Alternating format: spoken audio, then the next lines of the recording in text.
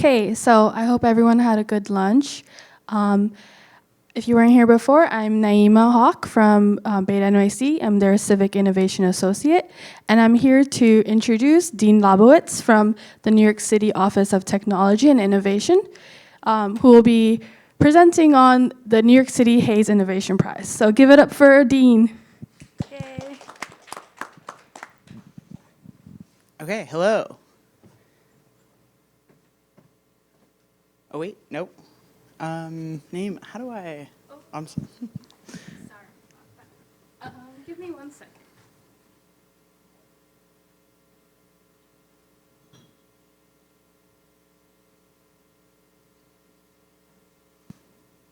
Okay, now we're back. Awesome. Okay, hello. So I'm Dean Labowitz, as Naima said, from the Office of Tech and Innovation, and I'm the program manager of the NYC Hayes Innovation Prize, and I'm glad to see everybody today. So I'm going to go into a little background about the prize. I'm going to hand it over to a few of our winners this year. We're going to have a little bit of a discussion and then open it up to y'all for any questions that you may have. So the NYC Hayes Innovation Prize is the coming together of two different prize programs. So there's the Fred O'Reilly Hayes Prize and then NYCX Tech and Innovation Awards, which I helped start at the former office of the CTO. And the Fred Hayes Prize was started in 2005 to honor Fred Hayes, who was a budget director in the Lindsay administration. And so alongside with being a really incredible administrator, he also was inspiring to something like 200 civil servants to join public service. So his friends got together in 2005 to make this prize in his honor. So our mission is fourfold. One, we wanted to acknowledge folks who don't get a lot of love in their work and public in this pursuit of service to New Yorkers, don't often get shouted out, even though they're working often in what can be a difficult environment with bureaucracy, with budgetary restrictions. To that end, we want to encourage folks to stay in civil service, and then we want to connect, a network of government innovators, and then honor, of course, the extraordinary legacy of Fred Hayes. So we have 5 pillars of criteria for evaluating each nomination, and we got something like 80 nominations this year, across a bunch of different agencies. So we're evaluating these via creativity, analytics, execution, impact, and then of course this consistent theme of public service. This is open to any full-time city employee with fewer than 10 years of city government experience, and it comes with a $1,000 cash prize. So in the past, combined history, we've got 19 years, 85 winners, 36 finalists, and then across 38 agencies. So it's a pretty diverse spread of types of projects, considering different types of innovation, and all reaches of city government. So that brings us to the 2023 winners, which we have an esteemed group of here today. So we had 14 winning projects, and that's 19 people with 3 finalists across 14 city agencies. And we've got 3 really awesome examples of some of the different types of projects that we honored this year. So we've got Hsiao from the Mayor's Office of Operations, Sridhar, Doraikannu, and Schuster. And so I'm going to hand it off to Will first, who's going to introduce his prize, or his project.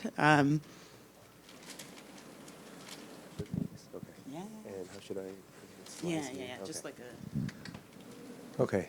Hi, everyone. My name is Hsiao. Thank you for having me here. I hope you had a good transit to this place and we'll have a safe trip home. So let me quickly go through my the project that I've been working for years and eventually got this award. How do I go to next? Oh, okay, got it.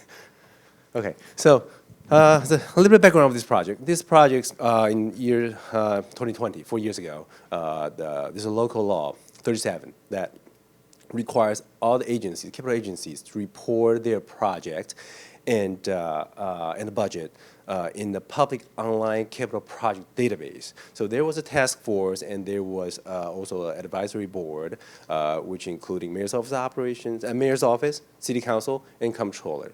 That's how this project has started. But the work itself, actually, in terms of reporting, there has been many different type of reporting in the past. Just this law requires everything, all the projects, transparent, without any threshold or, let's say, there shouldn't be any project be hidden. They should all be published in terms of schedule and budget. Okay, so I think there has been 3 big challenges of this project. And so I would just go through these 3. So first is data silo. So there has been data everywhere. Every agency has their data, their system. And some agencies don't have a system. So there have been some ideas, we should create a centralized system for agencies to enter their data. And turn out none of that didn't really work. So how do we solve first? Data silo. And second, data model. Data model is very simple. It's data principle that, for example, you have 2 entities. It's like when you're doing database design, how do you connect 2 entities? For example, one person have 2 bank accounts, or you have 1 bank account with joint bank account with two owners. So that's a data model. I'll talk about it shortly. And third, data collection. To have a project that you have good amount of data, collect from agency, when they have different environment, different data source, different systems or no systems, how did we achieve this? To collect all data in one place and report it. Okay, so first, the data silo. So look at the left. There has been many capital agencies, DEP, DOT, DPR, DDC. They all have their own systems or their spreadsheet tracking their agency project and their schedule. So in the past, before this project started, they used to, this is data flow. They send their data to OMB, and they also send their data to Mayor's Office of Operations. Also, they report data to Open Data, and they also send it to public reporting. So, and unfortunately, they're not consistent. Sometimes one project you find, they say it's completed 3 years ago, and turn out to be, it's pushed back. It's going to be completed 3 years later because they forgot to update the schedule in the OMB system. So in the past, the data flow is very messy, and there's not so there's discrepancy in the data. So what we did is the solution is single source of truth. We identify what are the data must come from agency. For example, schedule data. Only agency know their schedule. And what data must be from OMB, which is budget amount. Because in the past, sometimes agency would tell us, we have 1 million for this project. Turn out to be OMB says no, they only have a $500,000. So which one is more a current number? We trust the OMB as the single source of truth, which is in terms of the budget. So this is the single source of truth, the data flow we implemented. So now everything comes to Mayor's of Operation, our capital project dashboard, and we report it to Open Data and public reporting. So that's the first challenge. The second challenge, data model. So the question is, what is a project? This is very interesting. When you ask someone agency, what is a project? They will say, some people will say, a project is a FMSID, which is a budget line. You have a bank account, and that is a project. But turn out to be, when you go to, some people will say, no, we use the same bank account for 2 projects, 3 projects, 4 projects. So turn out everyone use the same word, project, but what in their mind was completely different. So sometimes I try to avoid using the word project. I would say, are you asking for budget line or a schedule of data? So this data model really, the issue confused a lot of people and audience. So our solution is the right data model. For example, this DEP project, they have an FMSID. It's called a CANS. This is a CANSICO project, and it's a 1.9 billion project. So in DEP, on top of the list here, they break this 1.9 billion to 5 different projects because they have 5 different contracts, general contract or electrical.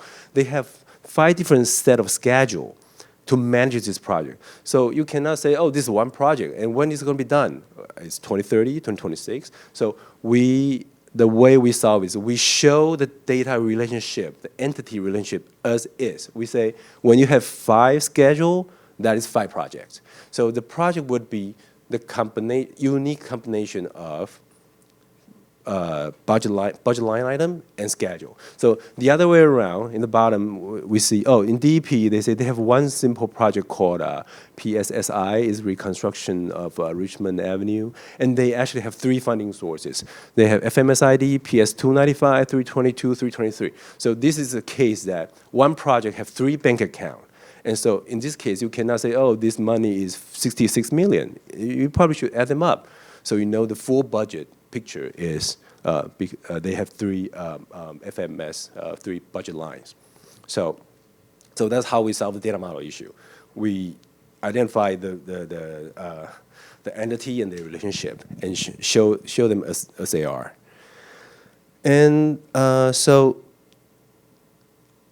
in terms of the technology, we to be honest, we didn't use these tools or database tool has been there for years, and our approach is more agile. We use MS SQL, or for example, Department of Parks and Recreation. They have a good system in Oracle, so we do data pipeline. And for some agencies that they don't have good system. For example, Department of Correction or Department of Sanitation, because they don't have that many of capital projects. It's not worth them to invest in the big system to manage the project schedule. So we offer spreadsheet, and sometimes Excel, Access. These are my favorite small tools. They help to they save a lot of time in terms of data collection. And it's we use VBA, and then in the end, the Power BI, which is how this project is displayed to the public audience. Is the Power BI dashboard. This is a user interface we have for the public audience, and for each project or each schedule, we show their historical data, we show their slippage or gain in terms of schedule, and for budget, we also show their budget variance. Did they spend more money? Which is in the entire data life cycle. In the next phase, we're going to do more data interpretation. We're going to have storyline saying why, in general, what agency or what type of project you really over budget or take more time to complete. So this is the project that I won this for. Thank you. So yes. So that's my presentation. Thank you.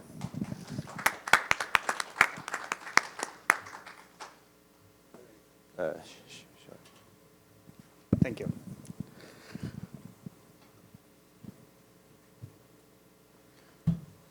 All right, good afternoon. So my project is not an application project.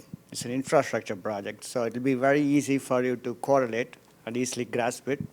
I'm not going to throw you with data and confuse you with anything. It's going to be very simple.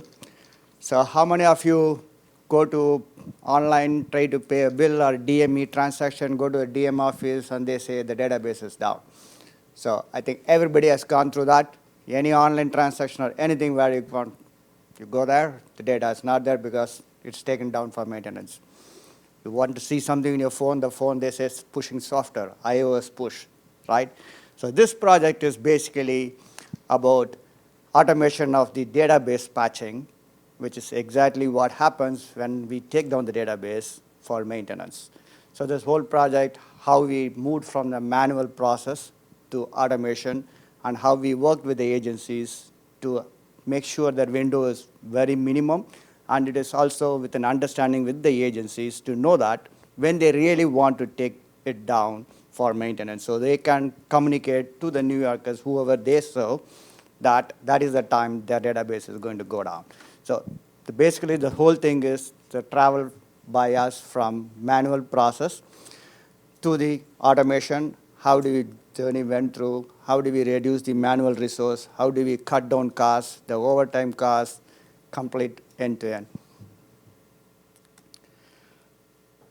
So as you all know that every vendor pushes a software updates for making sure there is no data breach and patching that any vendor, Oracle, Microsoft, Sybase, anyone you name it, sends a software update. And Oracle and Microsoft basically send the update every quarterly for databases. And Oracle, for example, sends in the beginning of the quarter. So that means the patch comes in the January. Then we have that month to test the patch. Then we do the non-prod patch on the second month. On the third month, we do the production patch. So this is the cycle we always go through. So the automation, which I already said that it was totally done through scripting, and the whole idea was as much as possible lift the whole thing to the backend using SQL and shell scripting. We want to make sure, apart from that, totally eliminate any database administrator resource handling this project. So what is the manual patching challenges we have? Is anyone, you will know that if you are supporting any infrastructure for that, which is you have to work with your customers to make sure that what time you are taking it down. And if you're going to do it repeatedly, every quarter the patch has to be applied to make sure the data is secure. So basically what happens is we have a dedicated resource, and that person comes, fills the Excel, starts filling the dates, starts filling the time, and he will go talk to the agencies telling, hey, I'm going to take your database down. Most of them will agree. Some of them will say, nope, you have to take another time. Then they'll dictate the time. Then he comes back, tries to secure the resource from our team to make sure that there is a DBA available at that night or at whatever time they are saying, that particular time to bring it down so that we don't impact the New Yorkers, right? So that work, you understand that we have to communicate, send an email, then they say, then I go back and update the Excel. Apart from that, then we have to send an invite to them because you just send an email. Everybody get thousands of emails, so nobody really have time to read the email. We have to make sure the invite goes into the calendar so they know the database server is going down. So all this thing is done manually by a DBA, so it takes around 2 to 3 weeks of manual labor to get this thing done. Then, before we apply a patch, we have to make sure that that particular infrastructure is ready to apply the patch, which is starting from operating system, the database binaries, the database version. Then after you finish the patching, you have to communicate to the customers that we are going to bring it up, the database is up, it is ready for service, please starting your application. So this whole thing was done manually, which generally takes 3 to 4 hours per database. We support our own 600 to 800 databases covering 30 agencies around New York City. So you should understand the amount of work and planning which is involved when we were doing manually each quarter. Each quarter is repeated every time, every Saturdays and Sundays, the third quarter, because that's a production patching, and it requires overtime hours we have to pay to the DBA who's supporting off hours. So our journey, basically, this is how we started the whole journey, moving from manual to the automation and final end product. So initially what we did is, instead of someone sitting and running the script to apply the patch, we started writing small shell script which can automatically do that. Then we had to come up with a methodology how we can start doing the backups. Moving from a conventional regular backups, we have to move to a new methodology which is called snapshots. And then we also want to figure out how we can send the invites to the customer, and also we want to send a reminder 30 days before, 7 days before, and also 1 day before. So 3 times a reminder goes to the owner of the database to tell them your database is going to go down on this time. So that's the first thing. The second thing is, we don't want to go and negotiate every quarterly to the agency saying your database is going to go down. So it's again a pain for them because they have to plan every time you go and tell them, okay, I'm going to take it this Saturday or this Sunday. So we say, you know what, we're not going to do that. We will generate a calendar for you for the whole year. So technically behind the scene, there is a dynamic calendar which is built in. The dynamic calendar based on the 800 databases, It comes up with the schedule, and it picks up the time. And we went back to the agencies in the beginning of this whole plan, telling them, okay, every Saturday on third month, second week, exactly between 8 to 11, your database will go down. Every quarter, exactly that's the time it will go down. So they are all agreed with that, and someone said Sunday, someone said Friday evening, whatever time, that's the time every third month it will go down.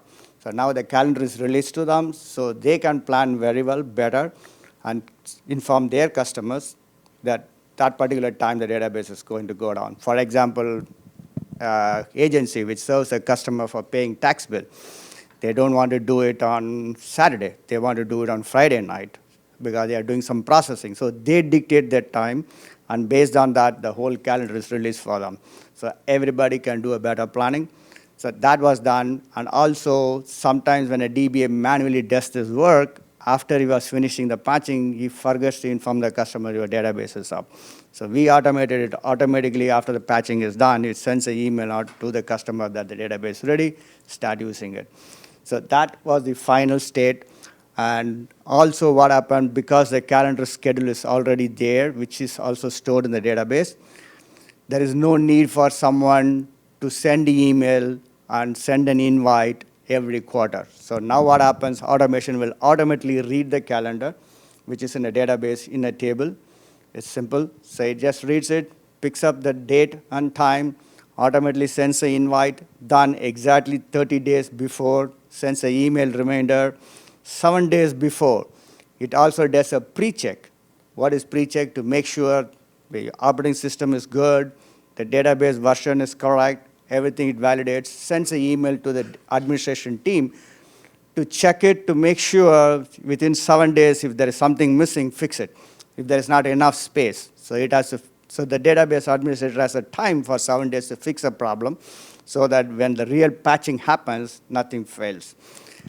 And one more thing which we did is, this whole patching involves 7 to 8 steps. Everybody knows anything which you are patching, there is a backup you have to take, you have to do a binary update, then you have to do some parameter update, all those things. So when the 7 steps runs manually, it was taking 3 to 4 hours. When it's now automated, we said, you know what, let's also capture the timing of each step. So we started capturing the timing from every time the whole automation runs. So what is the benefit of capturing the timing is, we were able to find out that, okay, when I was patching on the same Saturday, 8 o'clock in the morning, 40 databases patched, 3 of them took 3 hours, rest of them finished in 30 minutes. So we know exactly in which phase of patching it took time. So interestingly, last quarter, when March month, when we were patching, this month's first Saturday, we were patching 20 databases. We means the automation was patching it. One of the database was just sitting there, 3 hours, the rest of things finished. So now we know there's a problem. So we were able to go use the data to go and figure out that when the application is supposed to be taken down, the customer did not take it down. That means there was an existing connection still in the database. So it was not able to take the database down to finish the patching. So we were able to make decisions based on the data and improve further every time. So now we know that, okay, so if you don't bring the listener down, people are connecting, we have to make sure we kill the connections coming in. So kind of shut down the network so that you can finish the patching in a short period of time. So this is behind the hood what we have. So I just said the scheduling table. The scheduling table keeps track of what are the servers, what are the database, what's the start time, what's the end time the database is going to be patching finished, what is the age server name, what version of Oracle is running, what is the patch it's going to be applied. So everything is kept in that table. So the scheduling job picks it up, picks up the database, gets into the server, shuts it down, starts the patching, finishes the patching, brings it up, sends the email, and comes out. While it is patching, like I said, it captures the each and every stage, what time the module started, what time it finished. So we can do a comparative analysis, which database patching took time and which phase of patching it took time. So then we can go and drill down and further improve the service we provide to the agencies.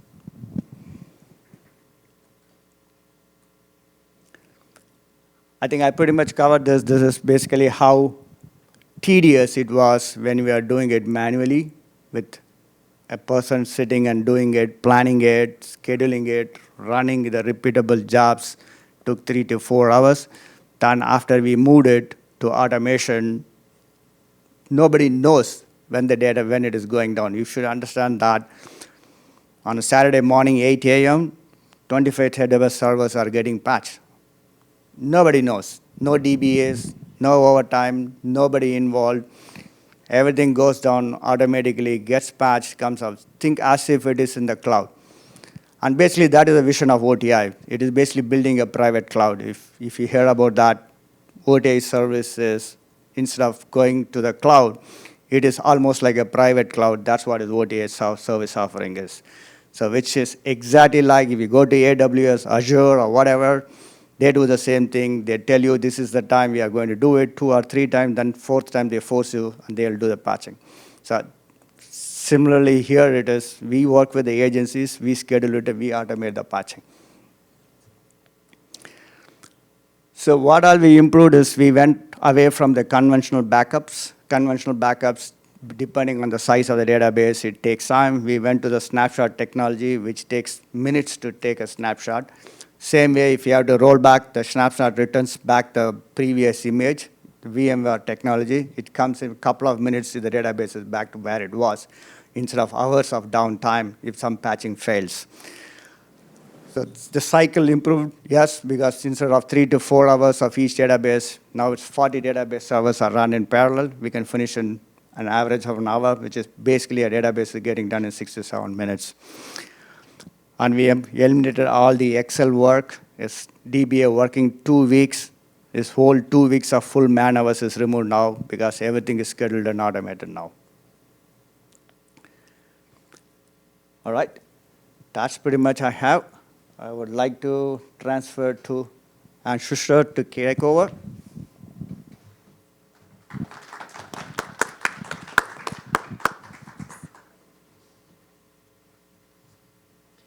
Thank you. Hi, everyone. I'm Ann Schuster. I'm the principal investigator and the project lead for the New York City Health Panel at the New York City Department of Health and Mental Hygiene. The New York City Health Panel is a population representative survey panel that was stood up by the agency in 2020 amid the COVID pandemic. It's comprised of around 10,000 people living in New York City who've been randomly sampled to participate in the surveys, and therefore it's representative of the entire adult population of the city. People who agree to be a panelist also agree to take up to 10 surveys every year as part of their involvement. They receive a $10 incentive for every survey that they complete. The surveys themselves, we will randomly sample from the panel itself. So from that 10,000, we'll end up with around 2,000 total respondents for each survey, which again helps us to make sure that whenever we are providing estimates from those surveys, they are representative of the entire New York City adult population. We're funded for around 10 surveys every year up until 2027. Some years we do end up doing more, some years we do a little bit less, but on average, that's what we end up doing. The purpose of the panel when it was stood up was to be able to provide faster, more efficient data that was still very high quality and still population representative. So this is different than some of the other surveys that the Department of Health runs, such as the Community Health Survey, which is done every year. It has more participants. It has around 10,000 respondents per survey, and it's used for more health surveillance activities. So you can look at it. It's been around for 20 years. You can look at trends over time, but it is an annual survey. It takes around a year for survey data to get processed. The surveys that we do are available start to finish between 6 and 9 months. So that's from design stage all the way up to some sort of top line or final data set that's available for more robust analysis. Since the middle of 2020, we have conducted around 31 total surveys. As I said, like the goal is to be able to provide data back to the agency for program and policy planning. And I've just put up a couple of examples here of how our data have been used. So we're very involved in the pandemic response. We put out one of our sort of key flagship surveys is called the Health Opinion Poll, which we do around 4 times a year. And so those are ways for us to capture data on how people are feeling about the health in the city. These were really strongly used during the pandemic response as a way to do things like figure out at a population level what percentage of people were interested in getting COVID vaccine, where we were having trouble reaching different populations.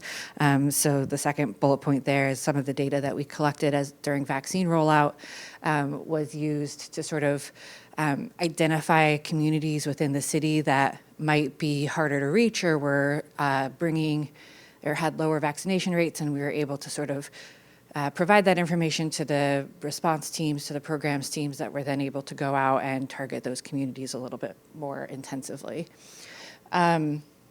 We are also able to provide a way for teams that don't typically have access to surveys to capture data. So we've done things on food access and food insecurity, working closely with the mayor's office to try and figure out what data would be useful for them to sort of inform how they were proceeding.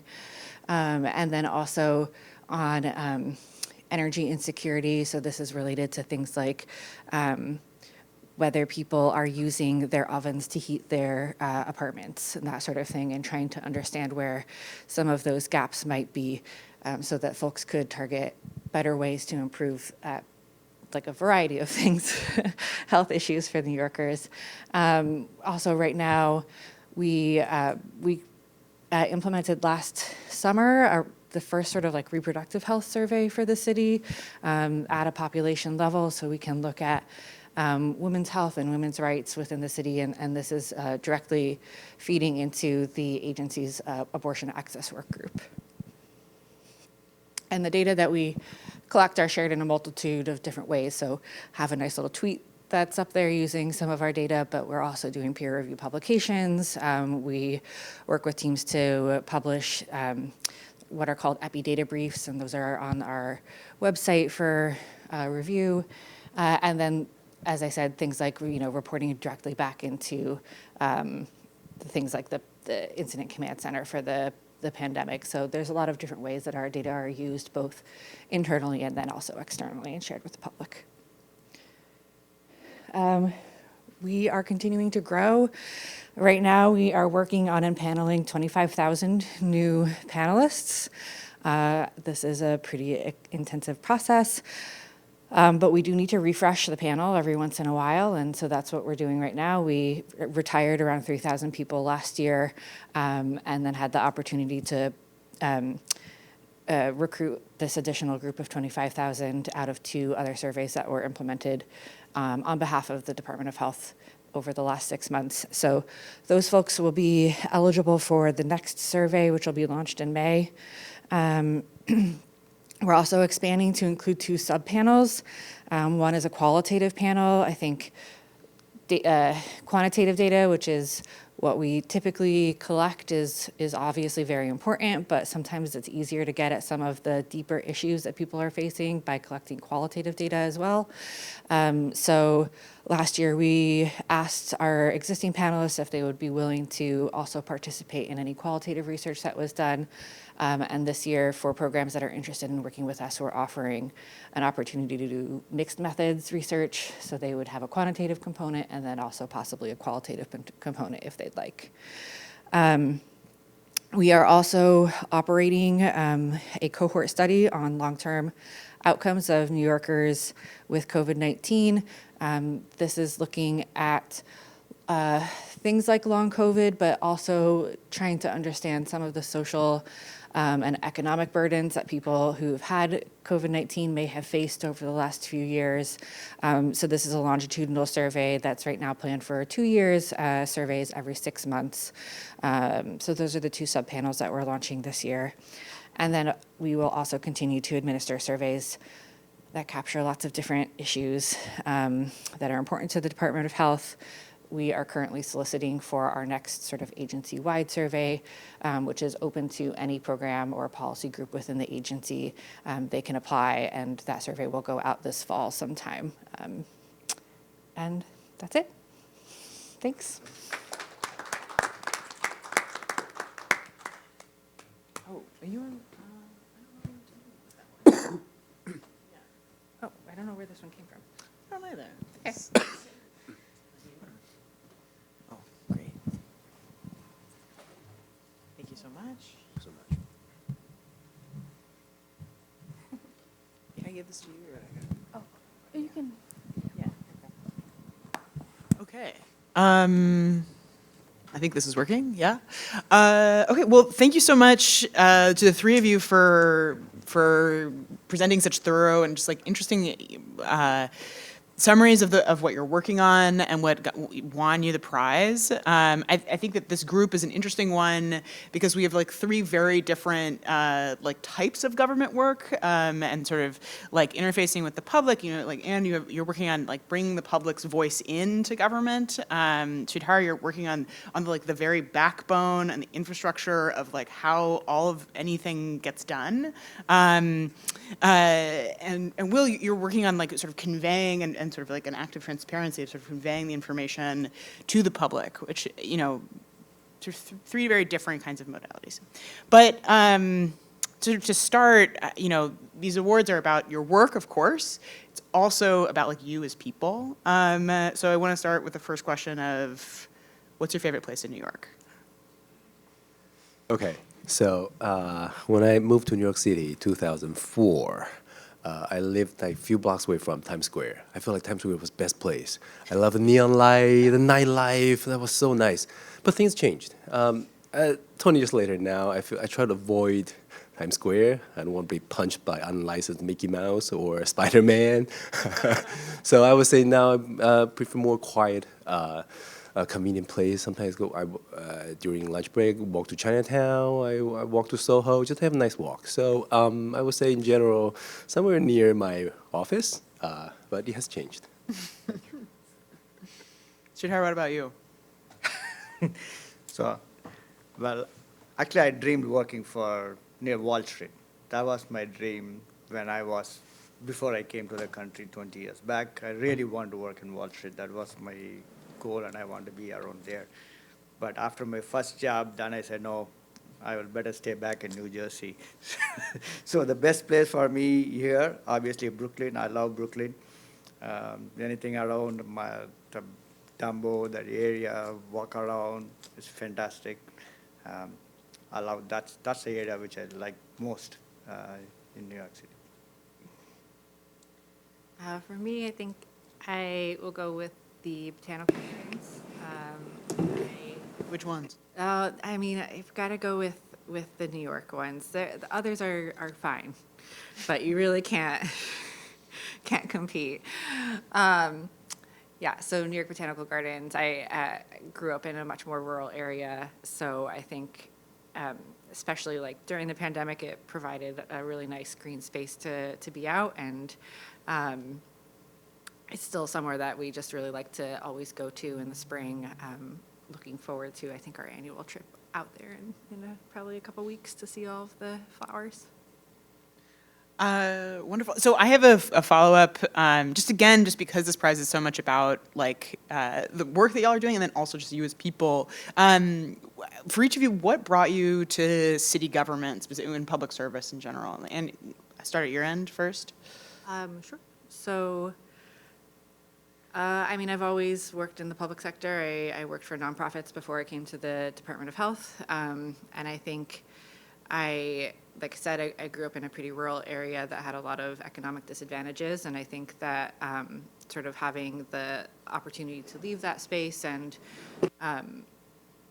figure out a way that I can give back to the community that I'm working in has really kind of put me into this place of probably always working in the public sector in some capacity. Well, I am exactly opposite. I started in corporate world. Everything corporations, even my career before coming here, working at Citibank Singapore, banking, coming here again, corporate world, Unilever, Verizon, Oracle, Toys R Us, everywhere. It's all corporate world I was working. Then finally, I switched to public sector because I thought I'm done with corporate structure and corporate career. So I really want to work directly where I can make some impact and I can see how the impact improves the public life. So, I'm sorry, can't hear me. So I basically last, 6 years, I think, I'm with the public sector. And I think I'm enjoying this, obviously like this award, and I can see the impact where the service which we are providing and how it's impacting, even though we are in the back end. How, for example, I gave the example of how the services, if we take it down, how it's impacting someone paying the bill, how is it impacting someone who's not able to check what is the amount they have vowed to the government. So all those impact is really drives us to really provide better service, and I think moving to public sector is a better option, I think, for me now, and I think it's a good thing I did. Okay, so for me, I feel like I never never make a plan like what I want to do. I know at some point I feel like I want to work for big tech or I want to work for startups because I was so good at technology. And when I was working for a consulting firm, one day they said, "Hey, we have a contract with DEP. I'm going to send you there." So that's how I started. Then I worked in DEP for a couple of years, and I became a city employee. But I feel like I was lucky that I didn't really make any plan. I had this, and my works were well appreciated, and I love what I've been doing. So that's how I get into the government. It's not really I planned, but it turned out to be I've been very lucky. All right, wonderful. And so something that I feel lucky for as the sort of the person coordinating the prize is that I get to hear all of the interviews with our finalists. And something that I love hearing is the sort of different strategies that folks use and employ to get things done in again, what can be like a complicated and difficult environment. So for each of you, and I'm hoping you might share that with our audience here. So for each of you, working in city government usually involves operating with complex bureaucracy and approval processes. Do you have any wisdom on how you navigated that while working on these projects? Okay, so yes, dealing with government agency, there are so many bureaucracies and there are so many rules, procedures to follow. But I feel like if one knows down to the bottom what my function is, and you have a project, and sometimes the project is, for example, the project dashboard is backed by the law. We just have to do it. And the way we do is I've been working for operation for long years, and we are like consultant to agencies. We help agencies to be in compliance. So in terms of how we work is we work together to get things done, which means what law says we have to do, let's help each other to get things happen. It's not that, we're having trouble here, we have to solve this, solve that. And in data world, my approach is always be observant, see where data is from. There shouldn't be any data from any one person. Always a machine or system behind that. Try to identify that and try to automate, try to make people's life easier, automate their work, so that would make everything less labor intensive. So that's my approach, and somehow I enjoy doing this by automation. All right, so I'm going to quote from Steve Covey, 7 Habits. It's basically begin with an end in mind. So I think that's one of the main things. Yes, obviously we are an infrastructure team, we are in the back end, but infrastructure is owned by different pieces: network, operating system, storage, backup. So there are so many different layers which we work with. And yes, what makes the right point is there is everywhere there may be pushback, some places it's get delayed. But as long as we had a very clear goal and the automation which is not just benefiting one team, For example, if you take this particular project, which I was trying to explain, is the dependency which had in every time, every quarter, you have to work with operating system team, you have to work with the backup and recovery team. By putting this project in place, we not only reduce the resource dependency on that one particular department administration database, but the Unix team, which was involved, is not involved. The backup and recovery team is not involved. So it all how you work with the teams, and it is always, it's not you winning it, it's basically win-win. It's reducing the workload of not only my team, it was reducing the workload of every team. So it was kind of, that was the driving factor and winning formula, I think. I was able to work with every team and everybody's buy-in to get this project moving. Yeah, I think for my project, a lot of it has to do with having a really strong team. Because of the way we operate, we tend to kind of try to avoid government contracts and use software that are already existing or approved within the government system. But a lot of the time, those ones that are already available are a little bit outdated or not like the coolest, newest thing, which means that we need to have a team that is very adaptable, flexible, and able to handle challenges or extra coding or anything like that it might take to work with those projects. So for us, I think a lot of it has to do with making sure we have the right people around us who can handle things that change at a minute's notice or take a long time to change, depending on what the situation is. Very interesting. So I think I have a follow-up on sort of like dealing with government process. Particularly for Will and Anne, there's you're dealing with data sources, or you can be dealing with data sources across local government, and it can be collected for different purposes, which is you can have a mix of quality. Can you talk a little bit about how you work through that issue and towards a sort of success in this project, or? Sure.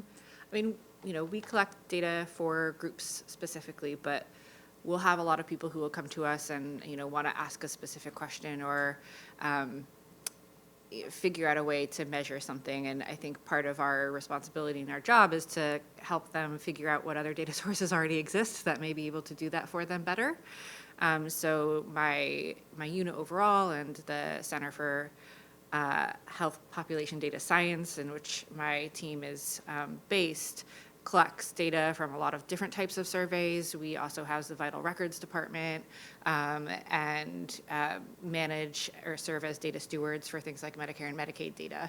So a lot of what we would be doing is fielding questions from groups that are interested in collecting a certain type of data, figuring out if our process is the right way to get that data, and if it isn't, trying to figure out ways that they can work with other groups within our unit and our center to find the data that they do need.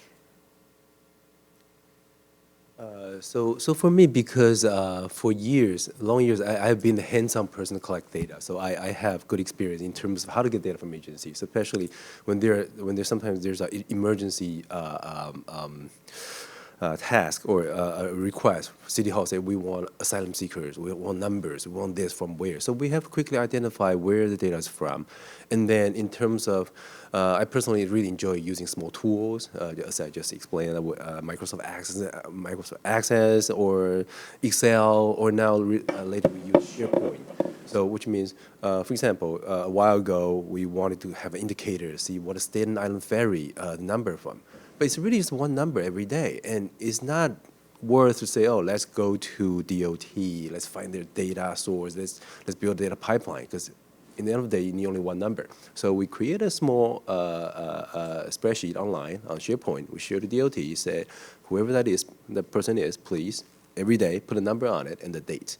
And in the back end, we use Power Automate, Power BI to take that number straight from the cloud, which is like a database. So again, the approach is kind of agile, and we prefer to have big system or better data pipeline, but when a lot of times things don't happen that way, we find solutions. How to get data quick is a very dynamic environment working for City Hall, for Mayor's office.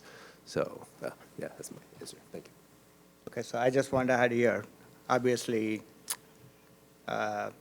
we keep the data. We don't segregate the data. My team responsibility is keeping the data. So whoever sitting next here, whatever data they are sending, that is stored by us. The only thing we request to both of them, if they do a good job, there is no bad data or data which is not relevant is stored in the database because it puts so much of workload on our infrastructure. You keep the cleaner data, the data which is required, that's what you store it. It helps in better performance, better service to you, and also everything, downtime, maintenance, everything. So our job is keeping of data. We don't look at the data. Obviously, because of security reasons, we don't see the data, but only thing is we make sure the data is secured, data is not breached, and we put the patch to make sure every quarterly the data of New York City data is stored in a secured way. Great. So again, this sort of return to you as people, like you each work in ways, and some of you, Will and Sridhar have worked in the private sector before, but these are skills that are highly valued, particularly monetarily in the private sector, and yet you continue to work in public service, in the service of New Yorkers. And so we've touched on this a little bit, but I just sort of wanted to know what keeps you in public service, even when the situation can be challenging, but you keep working for New York. Should I start? Yeah, sure. Okay. So again, I feel like I've been very lucky. I have this job and my work's been well appreciated. But every job has its up and down. There are also moments that I went straight to LinkedIn to update my profile after a bad meeting. But in general, I would say, I happen to found what I'm good at and people appreciate it and things happen. So. Yeah, that's what I have in mind. I don't really have any strategy or plans how to do this or that. So I enjoy what I've been doing. Thank you. I kind of touched upon that question already, but I'm going to repeat. Basically, the big difference was early when I make the database fly faster, quicker. That means I'm generating revenue to maybe a Toys R Us, or an Unilever product flying off the shelf, or my mobile device Verizon giving you, when you press that number, it gives what is your balance right away. When that is corporate profit, that was what is running. But now I see the impact, like how I'm directly helping myself, my team, our OTA infrastructure, the whole OTA organization, how it's really helping driving the modernization, at the same time, the impact we make to the day-to-day life of New Yorkers. That's basically is what is making me to continue working for public service. I think it's sort of the same for me. I mean, we often don't, my team's not typically involved in the actual analysis or in program decision-making or policy-making or anything like that. But when we do see the ways, we see a tweet that has data from our project in it, or we see some sort of a report or know that our data are being presented to City Council, then, it makes us feel good to know that the work that we're doing is hopefully impacting millions of people in the city. So that's probably what keeps me around the most.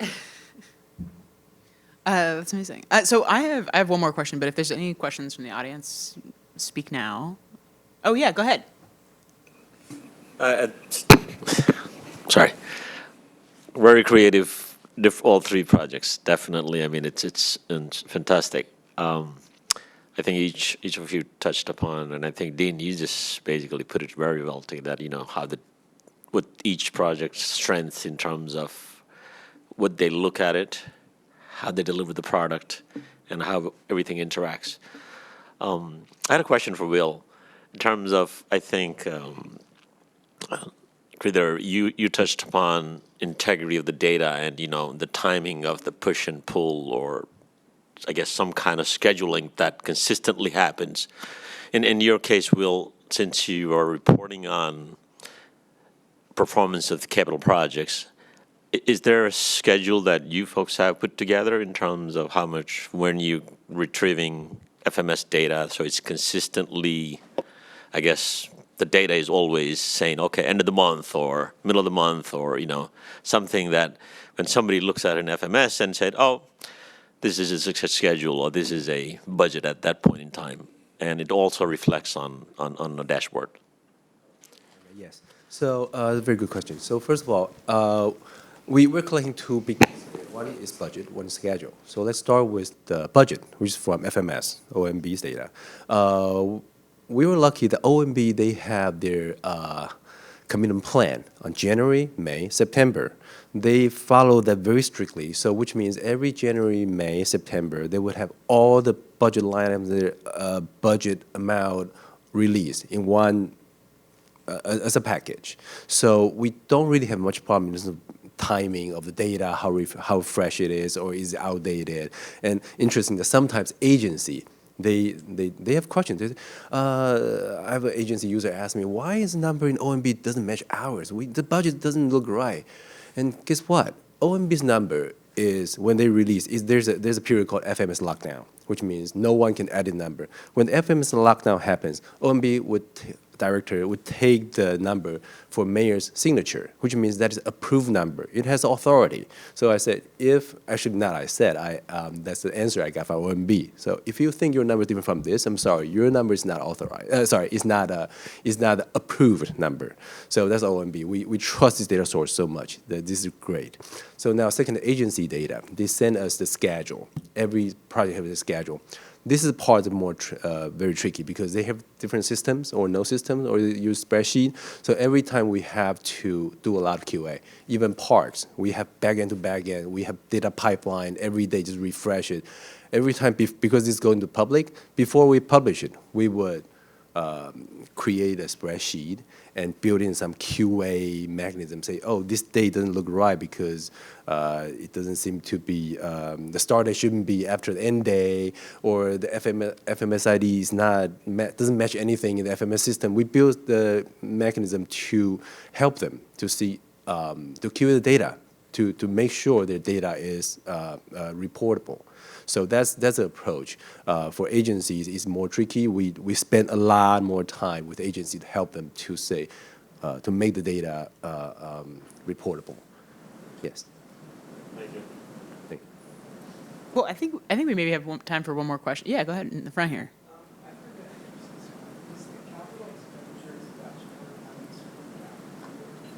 Map. Yes. It depends on which one. Because before the capital project, every agency, like parks, they have their map. They have their capital project system. They publish their map. And DCP, they have a big capital project with maps, and they get the data from FMS. So our new capital project, we don't have the mapping at this moment. But our next phase, our future plan is to get the shapefile from agencies for their project. And also for budget, every budget has their allocated, for example, community district that we already have. So our next phase would be, yes, there will be map for all the capital projects, their budget and schedule with the mapping. Well, I think we had one more round of applause for our winners. And I'll put it on the slide, but we have a website. Come, if you work for the city government and you're working on something cool, nominate yourself next year. We'd love to see you. Thanks so much for coming out. Yeah, get home safe.